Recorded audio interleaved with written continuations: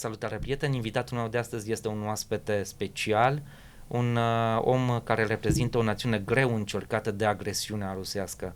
Este vorba de excelența sa Ihor Prokopchuk, care este ambasadorul Ucrainei în România. De acum înainte, discuția noastră va continua în limba engleză. Thank you, Your Excellency, for accepting our invitation to Via Cluj TV studio. Well, thank you very much for the invitation. It is my pleasure to be here in the studio and be able to make some comments and relate with your viewers. Thank you. Your Excellency, what is the situation right now on the ground? The situation remains very tense. There are very heavy battles that take place nearly every day. I would remind the viewers of the program that the length of the combat line in Ukraine is over 1,000 kilometers, around 1,100 kilometers.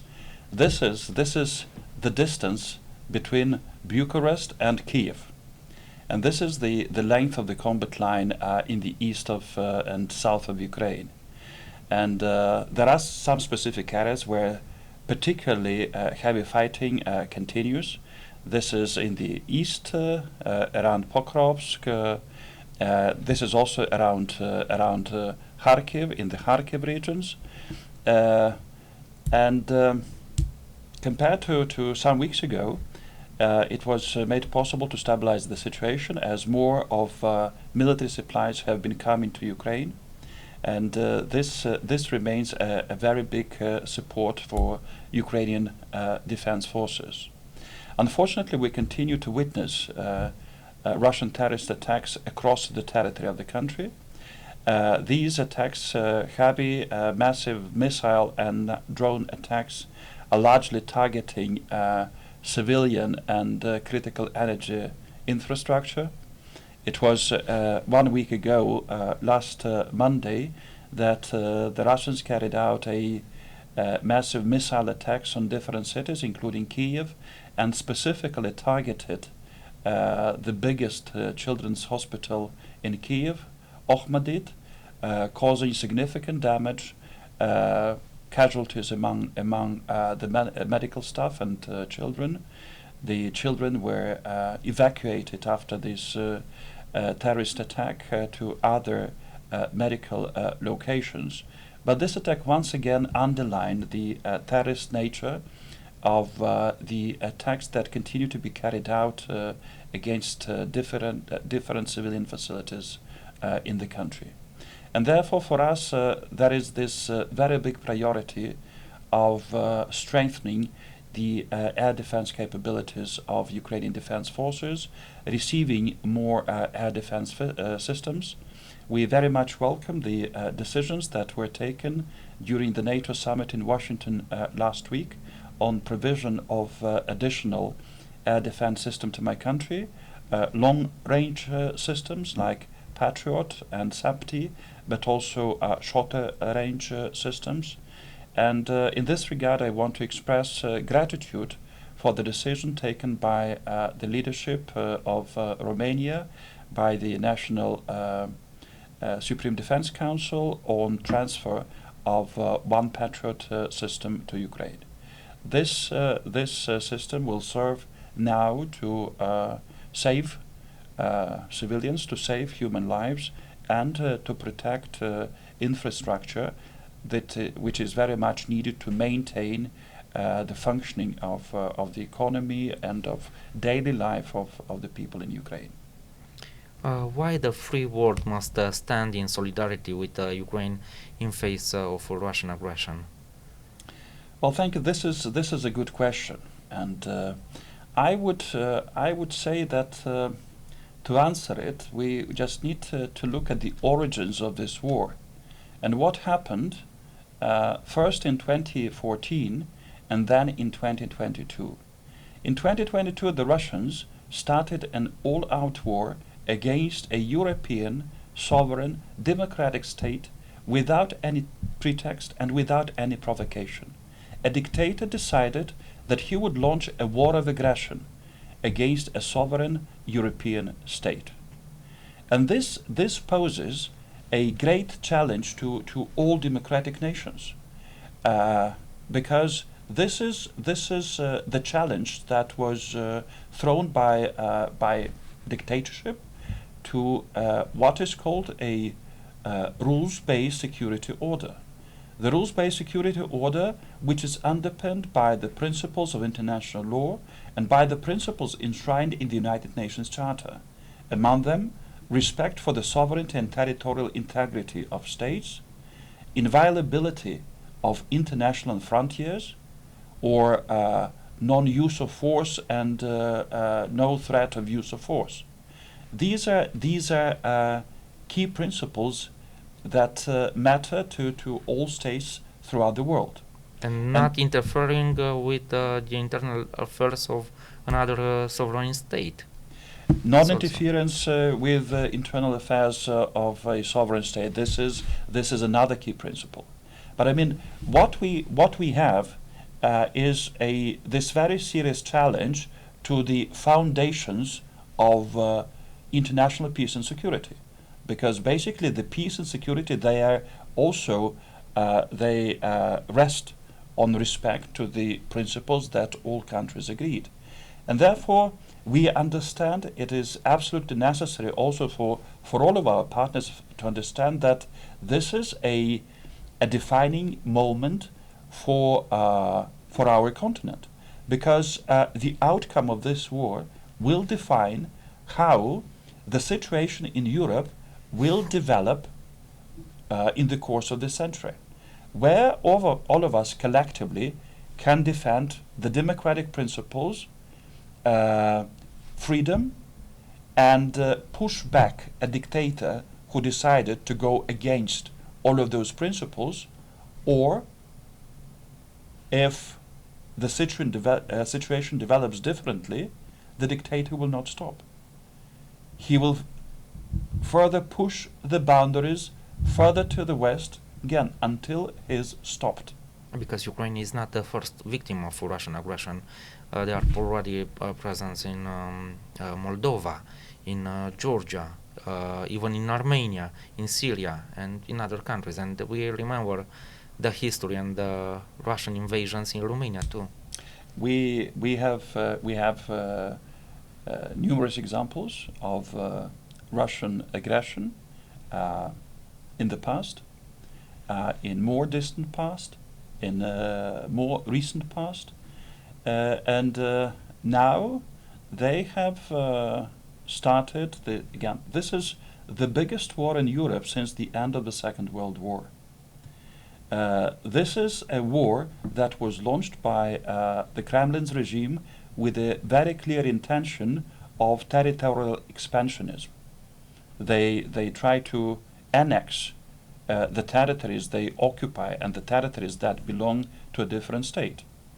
We have witnessed similar developments during the Second World War, and that was the policy of the Nazis, and therefore now it is indeed our common cause to stay in unity with each other, to stay in solidarity, and have sufficient strength and determination to put an end to this aggression and push the Russians back to their own territory, because we will again, that will be decisive in terms of seeing whether the aggressor can get any reward for the aggression, or the international democratic community is strong enough to push the aggressor back and punish him for the act of aggression, and by doing so also preventing any further aggression in the future. And in these terms, again, this is the top significance of this moment. Our second topic is conditions for a just peace. What are the right principles to negotiate this peace? The right principles are again, they're enshrined in the United Nations Charter. And President Zelensky, he offered his peace formula, 10 points, and all of these 10 points, they're reflective of the United Nations Charter. We see it as the only way to establish what we would want to have as a just, lasting and comprehensive peace on the territory of the country. There is no other nation that wants peace as much as Ukraine and Ukrainians do. But what we also wish is that this peace is just and lasting. Just, that means that yes, there must be full respect to the borders of Ukraine, and this includes, of course, all the territory, the mainland territory of the country, in line with international recognized borders, and this, of course, includes the Crimean Peninsula. Russia must deoccupy the territories that it seized by force. And this is the way to establishing this just and lasting peace. It was exactly a month ago that the first peace summit was convened in Switzerland. The peace summit reviewed 3 particular topics from the peace formula of President Zelensky. It was about nuclear and radiation security.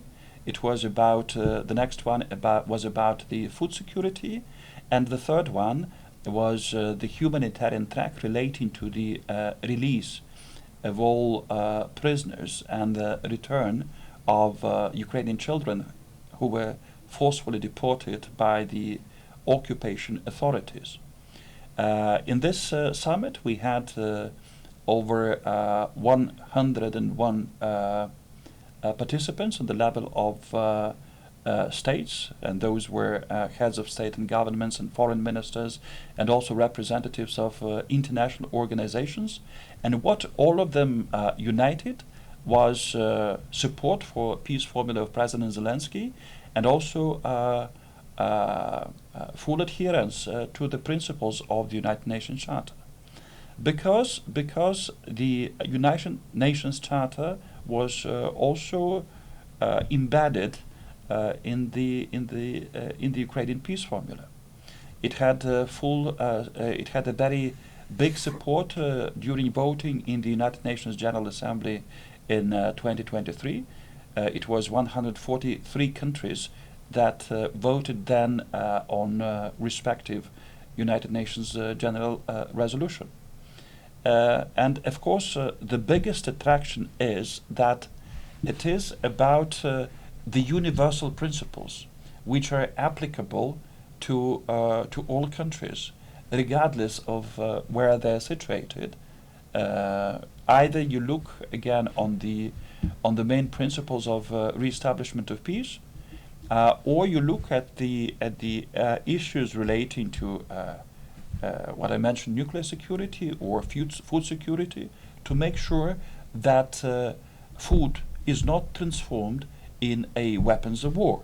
What the Russians tried to do when they established a blockade of Ukrainian seaports in 2022, thus disrupting supplies of Ukrainian grain to the world markets, leading to a significant increase of world grain prices, and thus increasing the lack of access to food in the countries that most need such food. In the Actually, countries the of Russians has a long tradition in this field. Remember Holodomor, or remember the famine in Bessarabia after the Second World War. You're absolutely right. They have also practices of the past of transforming access to food into a weapon of war, into a weapon of repression.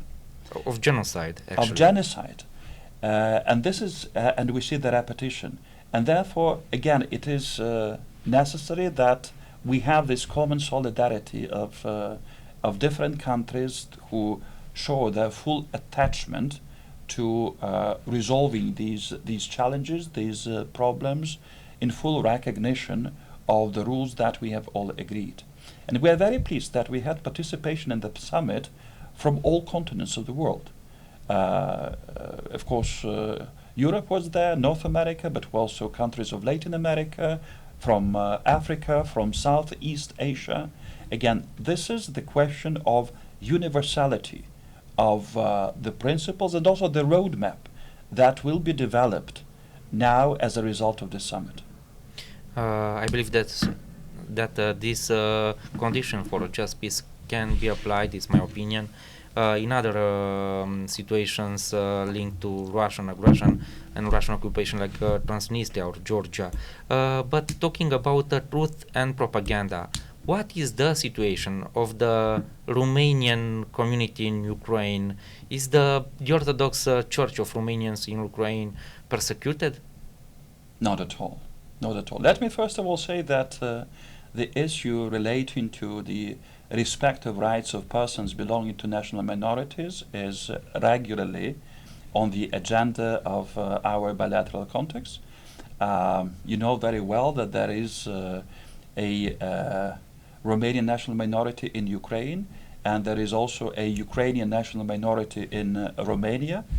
Both our countries are parties to the key international instruments that govern respect for minority rights, and these are the Framework Convention of the Council of Europe on Protection of National Minorities, and also the European Charter on Regional and Minority Languages.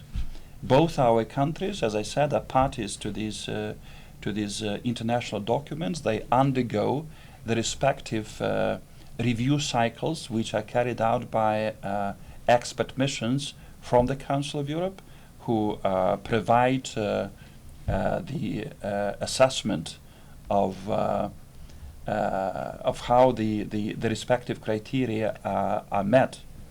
And for us, for Ukrainian government, it's very important to make sure that national minorities feel fully inclusive in all spheres of life, that they feel that comfortable, that their rights are respected.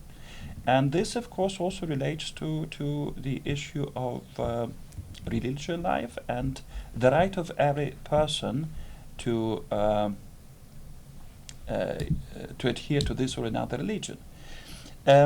Let me mention, by the way, in this regard, that the Autocephalous Church of Ukraine, that was established in 2019 with the receipt of a Thomas of autocephaly from the Ecumenical Patriarch, adopted as one of its very early decisions the decision of establishment of Romanian Vicariate as part of this church. And actually, when the decision on establishment of this Vicariate was taken, it was a reflection of the respective practice in Romania. Is the same situation? Where the Ukrainian Vicariate of the Romanian Orthodox Church was established in 1990, and that provided again a certain level of kind of autonomy and also a full freedom of profess the religion in the native language. This is also the intention of the Orthodox Church of Ukraine. The Vicariate has been established. Of course, the people had their services in the past in the Romanian language. They will also continue to have their services in Romanian language. That is absolutely fine. For us, it's important that we also resolve the issue of full recognition of the Orthodox Church of Ukraine, including from the Romanian Orthodox Church. That is something that would be a very significant contribution towards smoothing the process of accession of respective communities to this vicariate. I'm not Orthodox, I'm Greek Catholic, and I know what is the situation in the Greek Catholic Church. In Romania, for example, there is a vicariate for a Ukrainian-speaking community, and also the Greek Catholic Church in Ukraine has a special structure for Romanian parishes in Zakarpattia region. They are also allowed to have their liturgy in their own language. I have one last question. What kind of help Ukraine still needs in this moment? Let me first of all express my profound gratitude as I visit Cluj and I have this interview to the people of Cluj, of this city, of this county, for all the support that has been provided to Ukrainians until now. I met yesterday, when I arrived to Cluj, with representatives of the Ukrainian community. These are the people who were forced to flee Ukraine because of the war of Russia against Ukraine. And what they said to me was the warmth and hospitality they experienced in Romania, and in particular when they arrived to Cluj. So I want to say very big thank you to everyone who all this time stood with Ukraine, with Ukrainians, and who provided support and assistance to Ukrainians because they knew that these are the people in dire need. And I very much hope that, again, this supportive attitude will stay.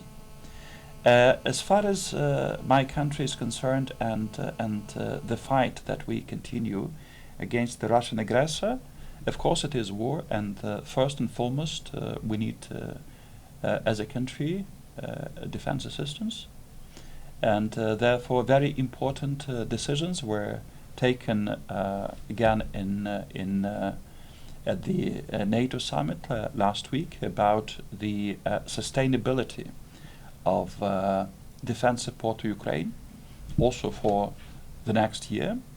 This matters a lot, that we not only receive the kind of weapons and also the quantities that we need, but also that we receive such weapons timely. I would also say that unfortunately we suffered great damage to our energy critical infrastructure in the Russian attacks on such facilities, particularly in the last few months. Ukraine lost nearly 9 gigawatts of electricity generation. This has put enormous strain on Ukrainian energy sector, and while now we also have in the country unprecedented heat, just like in Romania, there are cut-offs of electricity supply to households lasting 6 to 8 hours a day, and this is of course a big pressure. Therefore, the energy is also for us one of the priorities. We do need support from our partners, bigger scale support, and this relates to repair of respective energy facilities, but also smaller scale, like provision of generators. It was done in the past, it was done in the winter from 1922 to from 2022 to 2023. Lots of generations were directed to Ukraine to help go through the winter as the Russians were attacking the energy facilities. Now we find ourselves in the situation when again such assistance is needed. Just like many other forms of assistance, it is the items that are connected with emergency situations, equipment which again gets damaged by the Russian attacks, ambulances, various kinds of vehicles, 4x4 vehicles. this is humanitarian assistance to the people who again unfortunately find themselves on the move. So the needs are there, and I think again that we will be able to find the solutions. What is extremely important for us again, that we are fully cognizant of the challenges that exist and stand together in full solidarity to prevail over the aggressor. Thank you, Your Excellency. Dragi prieteni, vă mulțumesc și vouă. Ne vedem pe net.